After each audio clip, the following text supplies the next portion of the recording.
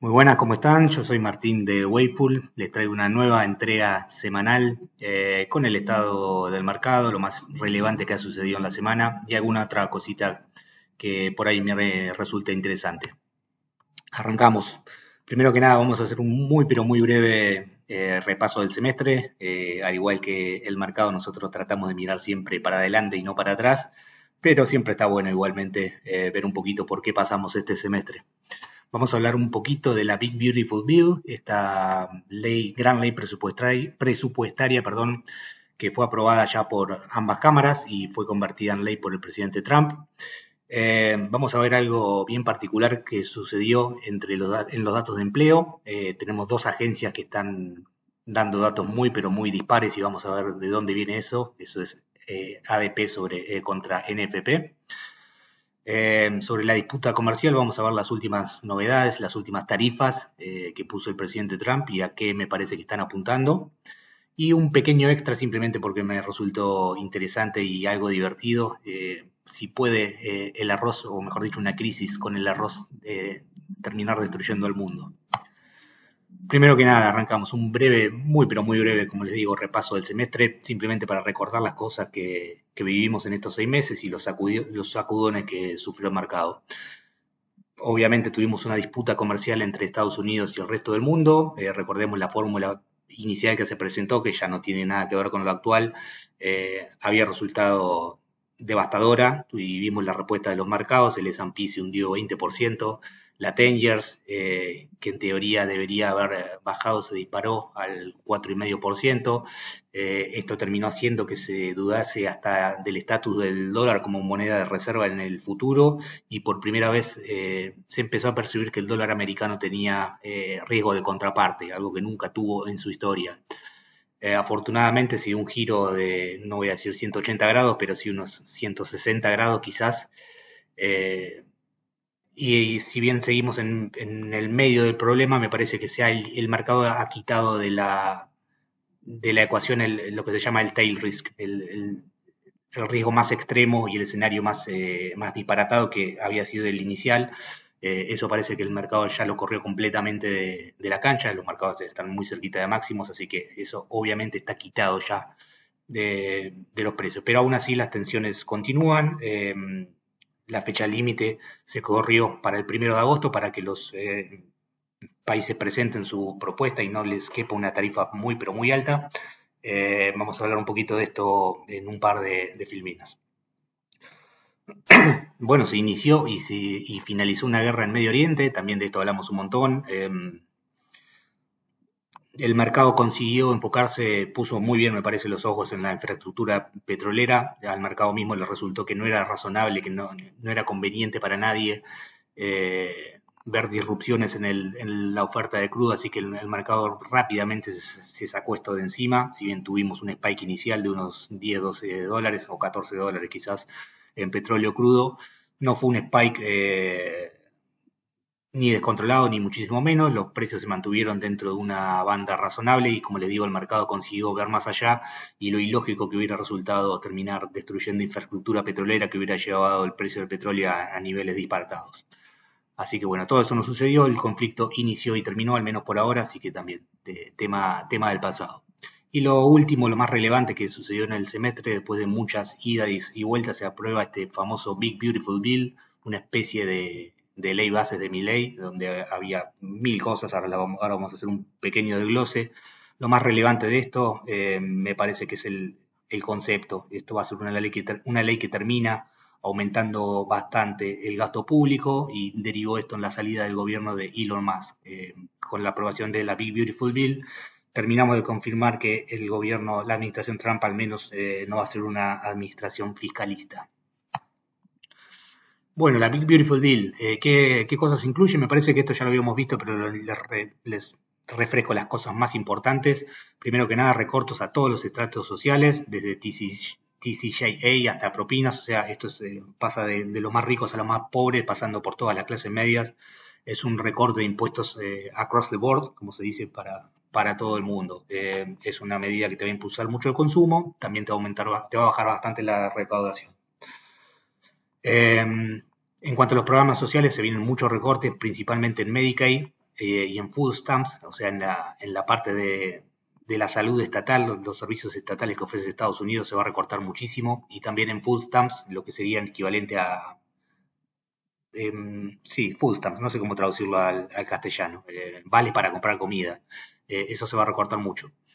De los gastos grandes que se vienen, seguridad fronteriza, van a sumar mucho, 170 billones extra de fondeo, el presupuesto de ICE, que son los que se ocupan de las fronteras y todo el control migratorio, pasa de 10 billones a 100 billones, o sea, se multiplica por 10 el presupuesto de este organismo, y parte de estos 100 billones, son 45 billones, va directamente a la mejora de infraestructura. Acá obviamente yo no hago ninguna recomendación de inversión, pero dentro de las carteras hay una de las dos compañías que van a recibir gran parte de este fondeo. La que está en cartera actualmente tiene un margen de ganancia de más o menos 12%, por lo cual para todo lo que tenga que ver con seguridad fronteriza, con control migratorio, debería empezar a tener ya 1, 2 o 3 años muy intensos, muy pero muy buenos. Es cuestión de ponerse a buscar. En el sector defensa, bueno, como siempre se aumenta el presupuesto al Pentágono, se le aumenta en 150 billones, ya debemos estar, no tengo el número acá total, pero debemos estar ya cerquita del trillón o arriba del trillón de dólares de presupuesto para el Pentágono. De estos, lo más relevante o lo más interesante me parece que van a ir 16 billones exclusivamente para drones y 25 billones para el Golden Dome. La idea de Trump es hacer a Estados Unidos hermético ante amenazas de misiles. Me parece completamente innecesario, pero bueno, allá vamos. Y por supuesto todo esto hay que financiarlo y se va a aumentar el debt ceiling en 5 trillones, va a pasar de 36 trillones a 41 trillones. Básicamente lo que es esto es un gran aumento del gasto público, te va a aumentar, te va a empujar bastante el GDP, no recuerdo los estimados, pero debería empujarte el GDP entre un punto y un punto y medio, quizás por aumento del gasto público y tal vez también por aumento del consumo. Así que vamos a tener, es difícil tener una recesión con un aumento del gasto público tan pero tan importante. El problema de esto, obviamente, es que al tener un déficit tan alto, el dólar te lo empieza a poner en precios. Es por eso que el dólar está teniendo su peor año desde 1973, porque lo que te mira el dólar a largo plazo es el nivel del déficit y la sostenibilidad de tu deuda. Bueno, algo súper interesante, bueno, al menos para mí, para la gente que sigue datos económicos, es la enorme divergencia que se está dando entre ADP y NFPs. ADP, les recuerdo, sale 2 veces por mes, sí, una vez cada 2 semanas sale ADP, es una encuesta de empleo privada, y NFP es la encuesta oficial de empleos. Esta sale todos los viernes más una revisión mensual, o sea, salen 4 datos semanales y después un solo dato mensual que consolida los 4 datos mensuales anteriores y les hace las correcciones necesarias. ¿Para qué sirve? ¿Para qué se usa cada uno?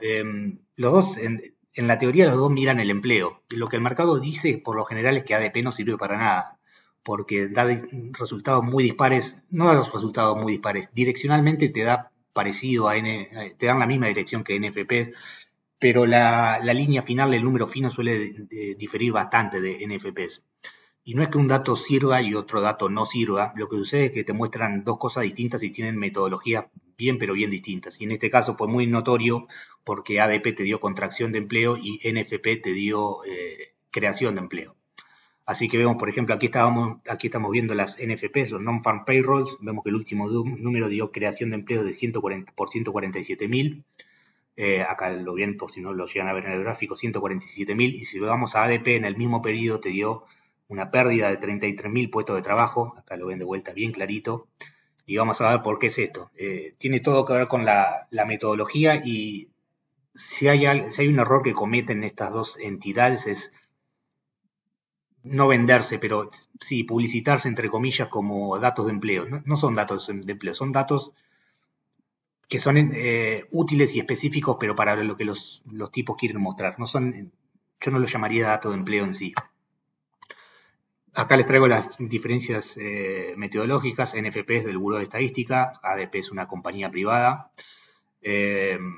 la fuente, primero que nada, las fuentes de dónde sacan la información son muy, pero muy importantes. La de NFP es del gobierno y se hace mediante encuestas, y la ADP se hace, es data que toman del payroll data, o sea, cuando le entra un pago a un empleado, ellos lo contabilizan como un empleo. Una NFP es data más blanda, digamos, y ADP es data más dura. Bueno, esta fue la primera diferencia grande. La segunda gran diferencia que tienen es qué cubre cada uno. Lo principal es que NFP te incluye el trabajo de estatal, el government, y ADP no te incluye, es solo empleo privado. Acá ya vemos obviamente una diferencia gigantesca y parte de la razón por la cual a veces tienden a darte distinto. Bueno, el muestreo, el tamaño de la muestra, 131.000 para NFP, 460.000 para ADP. Esto no significa que el muestreo de ADP sea mejor que el de NFP, yo diría que por el contrario. El muestreo de ADP está concentrado en la zona donde ADP tiene mayor influencia, donde la compañía ADP trabaja más, mientras que NFP está diseñado específicamente para ser un muestreo representativo de la sociedad americana y de los cambios en los hábitos de consumo y demás. Los tipos de ajustes, acá lo más relevante, lo que les puedo comentar de la metodología de estos dos, la diferencia principal es que NFP hace ajustes muchísimo más seguido. Ahora les voy a comentar un poquito más sobre los ajustes que hacen cada uno de estos organismos, pero el de NFP es muchísimo más flexible, el de ADP es bastante vetusto y duro para moverse. Y bueno, NFP tiene muchos más datos sobre empleo, bueno, empleo, los salarios, las horas trabajadas y demás, mientras que ADP sirve más para ver cambios dentro de las industrias, ver si se está contratando más gente en un sector que en otro y demás, pero no para ver cuánto gana cada uno ni cuántas horas trabaja, son cosas distintas. Bueno, acá lo que le decía de los ajustes o las revisiones en NFP son muy frecuentes y el benchmark contra el cual se miden se rebalancea anualmente, mientras que ADP, como les decía, tiene revisiones mínimas, muy poquito lo que se toca ADP. Y el propósito, acá voy a discutir un poquito con el propósito. El propósito de NFP es ser un indicador económico oficial, que la gente, que el mercado vea el dato y diga, bueno, el empleo está en este lugar o en este otro. Mientras que el objetivo de ADP es darte una figura de cómo está el empleo privado. Son dos cosas muy, pero muy distintas. Y acá, como bien marca la tabla, el impacto de NFPs en el mercado es enorme, mientras que el de ADP es moderado y yo diría prácticamente cero, nulo el impacto que tiene ADP en el mercado. El único uso que le da el mercado a esto, a ADP, es como sale los miércoles y NFP sale los viernes y direccionalmente suelen coincidir, se suele usar ADP para como un previsor de cómo te va a dar NFPs. Los pros y los contras de cada uno de estos sistemas, que como le digo, no es que uno es mejor que el otro, sino que se dedican a cosas distintas, por más que supuestamente en la superficie parece que los dos miden simplemente el nivel de empleo. NFP se considera el gold standard dentro de los datos, de la industria de los datos americana, más que nada por la metodología que tiene, es súper riguroso, desde un punto de vista de desempleo, el trabajo que hacen es, la verdad, increíble. Vos puedes hacer un montón de críticas de NFP, como que está sucio porque incluye mucho empleo gubernamental o lo que sea, pero eso es un problema del analista que no se toma el trabajo de ver qué es efectivamente lo que está midiendo NFPs. NFP, como les decía, es constantemente modificado, lo cual tiende a hacerlo algo inexacto post modificaciones, pero va mejorando a lo largo del tiempo. Cuando se le hace algún cambio a NFPs, generalmente donde vemos grandes sorpresas contra los estimados. Y como es algo que hacen seguido, es muy probable, más que nada en los datos semanales, no tanto en los mensuales, pero sí es probable que tengas datos semanales que te den mal por errores, por estas modificaciones que van haciendo. Después, cuando van haciendo las correcciones mensuales, te limpian mucho los datos y queda todo mucho mejor y te limpia toda esa inexactitud inicial que te da el cambio en la metodología. Como les decía, ADP tiende a correlacionar direccionalmente, pero es esto mismo. Como tienen diferencias metodológicas tan marcadas, hay veces que suelen tener divergencias enormes. Les pongo un ejemplo muy claro de esta divergencia de por qué acá te dio, este último dato te dio menos 33.000 ADP contra más 147.000 de NFPs. Eh, Esto es una teoría porque no hay data oficial, todavía no están hechos los breakdowns de cada uno de los últimos datos que salieron, pero una de las cuestiones posibles es, eh, como NFP es una encuesta y es del Estado, muchos de los empleadores van a ser reticentes a informarle a un ente del gobierno si tienen inmigrantes ilegales en su nómina de empleados. Entonces, te va a tender a subrepresentar a esa porción.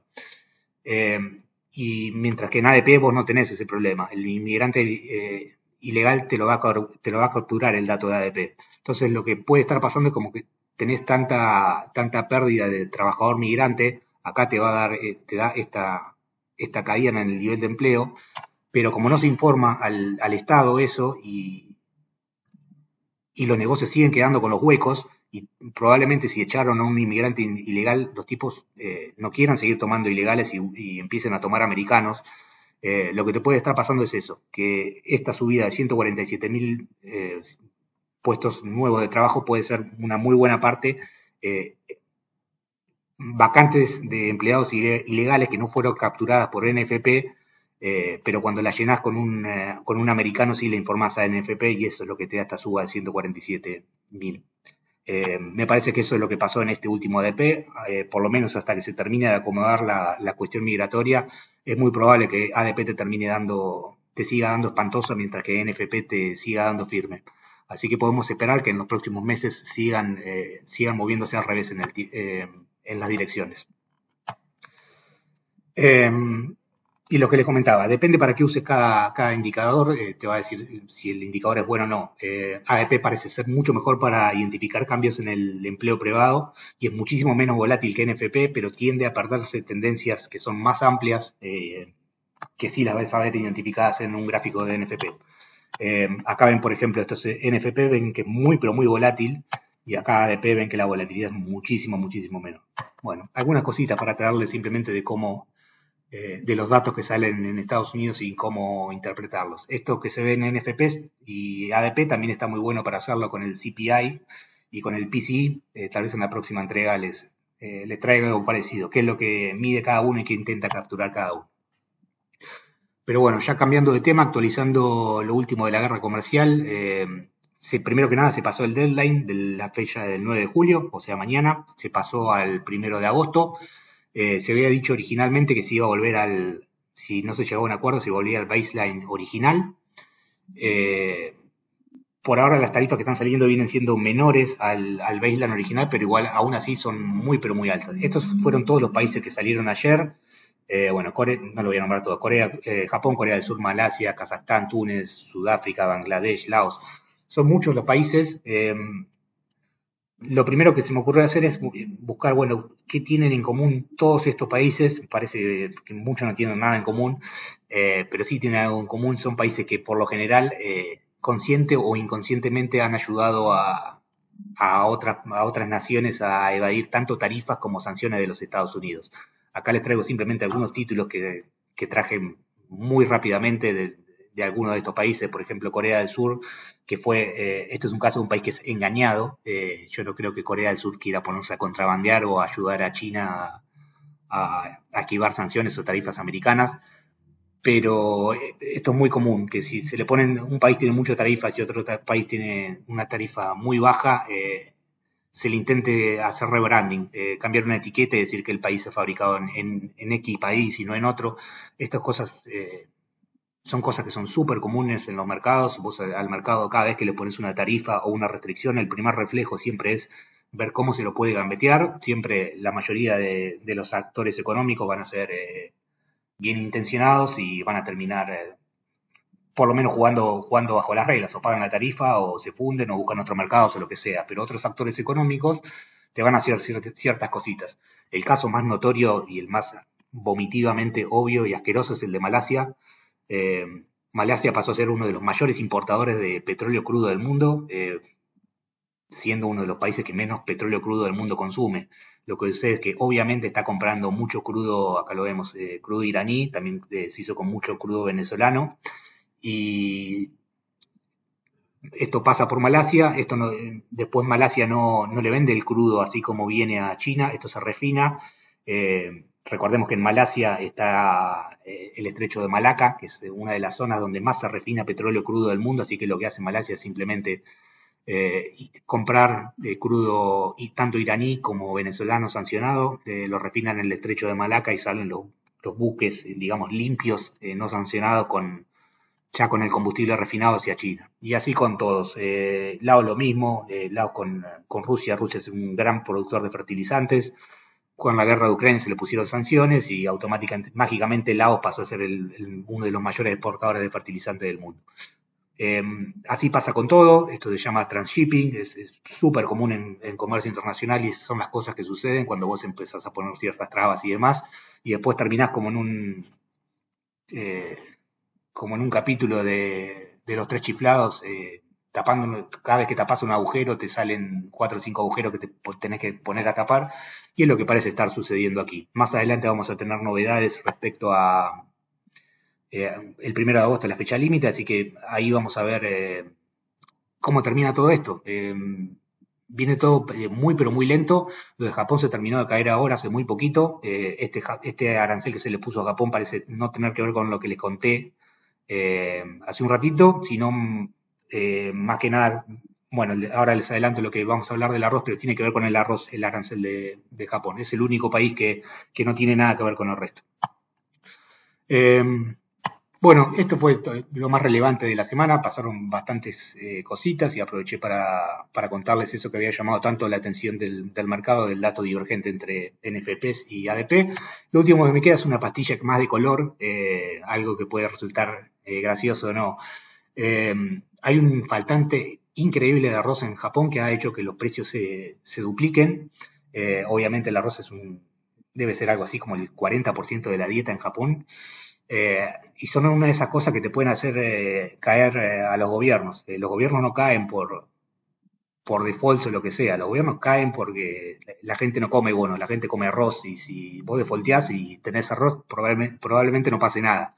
Pero el tema es que si vos defaulteás, te vas a terminar quedando sin arroz y eso es lo que va a catapultar la crisis. En este caso, parece que puede ser al revés, no algo de arriba hacia abajo, sino algo de abajo hacia arriba. Primero que nada, el precio de un commodity, como le decía, pero tan importante para Japón.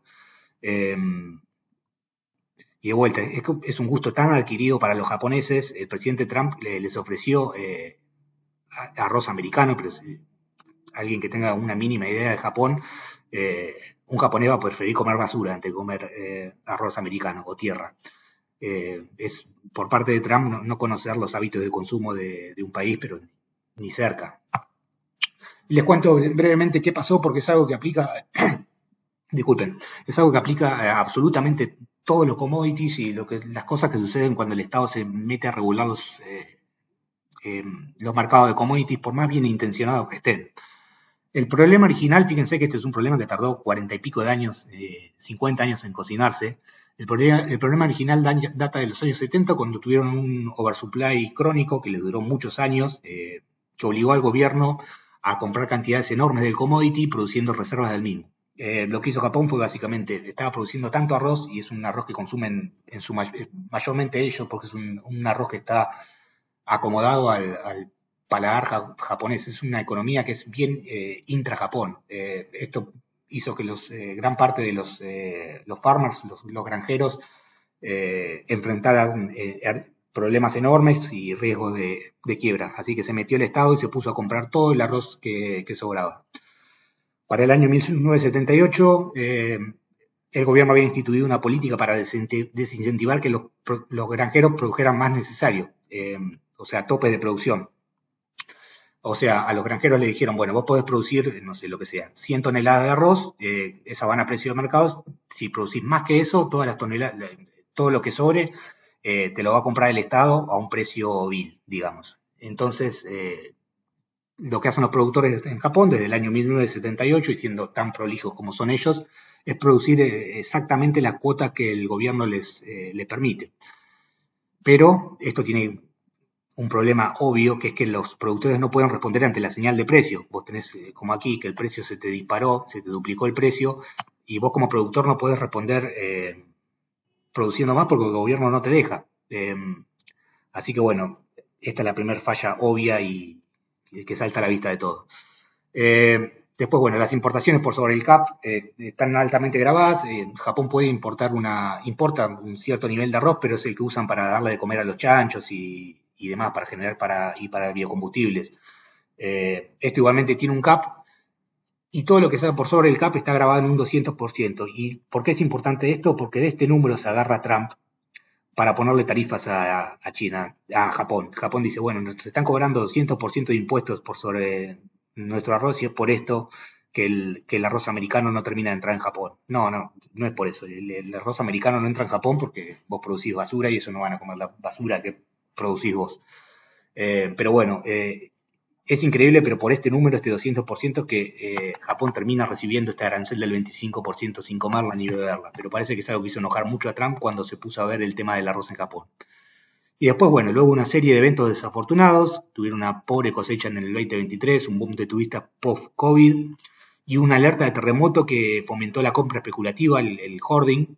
Luego de todo esto, los precios se dispararon. Pero esto no es excusa porque a ver, siempre pasan cosas. Vos no puede ser que quedes mirando al norte si tenés una mala cosecha y los precios te dupliquen porque tú tuviste una mala cosecha. Esto no debería pasar. Lo que debería pasar es que si el precio se te vuela así, los productores de arroz deberían estar más que dispuestos a inundar el mercado de arroz a ponerse a producir a full, lo cual te va a derivar en precios que se te van a hundir y de vuelta lo mismo. Algunos productores se van a fundir, los que sean más ineficientes, y así se mueven los mercados de commodities, con periodos de boom and bust. Y acá no tenemos eso, acá tenemos un mercado regulado, roto por la clara intervención estatal. Y lo último sobre este tema es que de tantos años de comprar arroz, resulta que el gobierno sí, obviamente tiene una reserva estratégica de arroz gigantesca. Pero eso a mí se me hace que es irrelevante. El gobierno ya abrió todas sus reservas estratégicas, pero no logró afectar al precio. ¿Por qué es esto?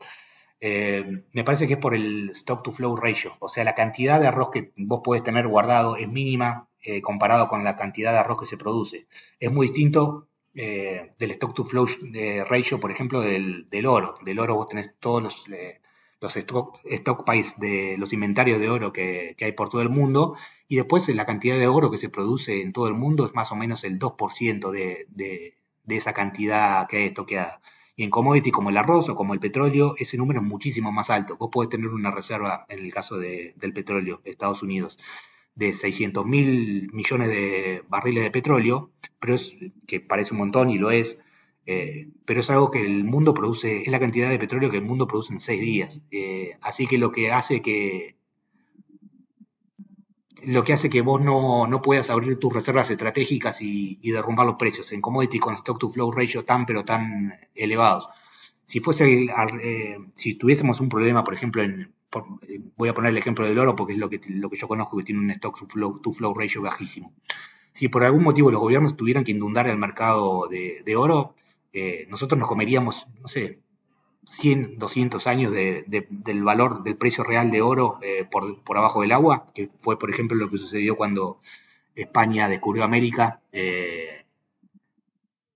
Fue tanta la cantidad de oro que sacaron que el precio del oro estuvo underwater, como se dice en el mercado, por casi 500 años. Recién en el siglo XX volvió a estar positivo el precio del oro. Pero bueno, más que nada, ¿por qué les comento todo esto? Los granjeros del arroz en Japón son un gran aliado del gobierno y un gran aliado del partido que está en el gobierno actualmente, que es el Partido Liberal. Estas son las cosas que te hacen caer a los gobiernos. Si llega a caer el gobierno de Japón, lo primero que va a hacer es intentar defender su moneda. Para defender su moneda tiene que ponerse a vender bonos del Tesoro americano, y Japón es el mayor tenedor de bonos americanos del mundo. Así que bueno, lo que podés tener es que debido a una escasez de arroz se te puedan disparar los yields en los bonos americanos a niveles insostenibles. Una pequeña pastillita que le quería comentar para finalizar. Así que nada, esto es todo y espero volver a verlos la semana que viene. Chao, chao.